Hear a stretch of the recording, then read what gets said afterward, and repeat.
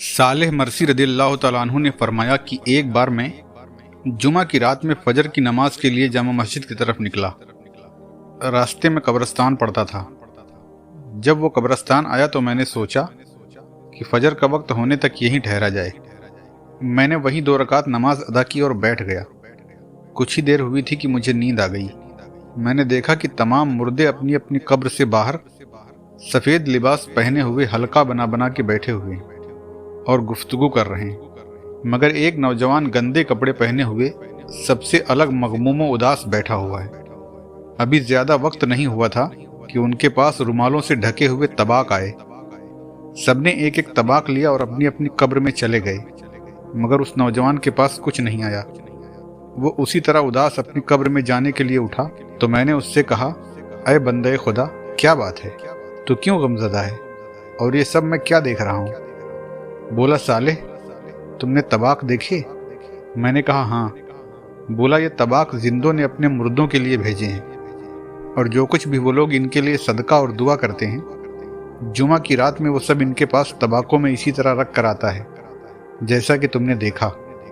میں ایک ہندی پردیسی ہوں، اپنی ماں کے ساتھ حج کے لیے نکلا تھا کہ بصرہ میں پہنچ کر میرا انتقال ہو گیا۔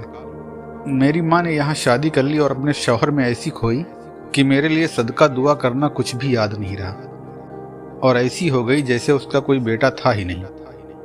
دنیا داری نے اسے بالکل غافل کر دیا۔ اب تم ہی بتاؤ کہ جب میرے پیچھے کوئی یاد کرنے والا ہی نہیں ہے تو میں کیسے رنجیدہ نہ ہوں؟ میں نے پوچھا، تیری ماں کا گھر کہاں ہے؟ تو اس نے پورا پتہ بتا دیا۔ صبح کو فجر کی نماز ادا کرنے کے بعد میں نے اس کا گھر تلاش کرنا شروع کیا اور ڈھونڈتے ڈھونڈتے اس کے دروازے پر پہنچ گیا۔ میں نے دستک دی، اندر سے آواز آئی، کون؟ میں نے کہا، صالح مرسی۔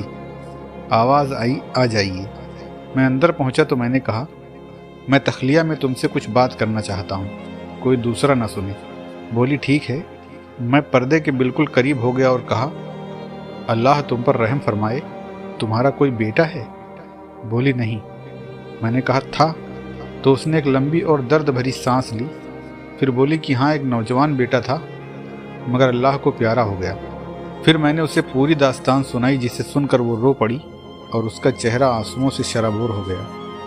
کہنے لگی، وہ میرے قلب و جگر کا ٹکڑا تھا، اور کیسے نہ ہوتا جبکہ وہ میرے پیٹ سے پیدا ہوا، میرا دودھ پی کر پلا بڑھا اور میری گود میں کھیلا کودا تھا۔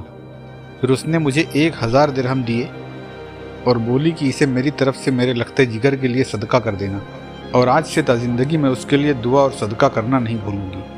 صالح کہتے ہیں کہ وہاں سے واپس آنے کے بعد میں نے وہ 1000 درہم اس لڑکے کے لیے ایصال ثواب کی نیت سے صدقہ کر دیے۔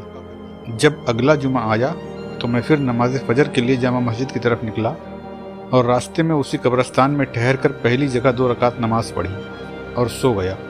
آج پھر تمام اہل قبور کو پہلے کی طرح دیکھا اور اس نوجوان کو صاف ستھرے کپڑوں میں شاداں و فرحاں دیکھا۔ مجھے دیکھ کر وہ میرے قریب آیا اور کہنے لگا، صالح، اللہ تمہیں جزائے خیر عطا فرمائے۔ وہ ہدیہ مجھ تک پہنچ گیا۔ میں نے کہا، تم لوگ جمعہ کا دن پہچانتے ہو؟ بولا، ہاں، ہم پرندے بھی پہچانتے ہیں، اور یہ بھی جانتے ہیں کہ اسی دن قیامت آئے گی، اور اس کے خوف سے اس دن سلام سلام کہتے ہیں۔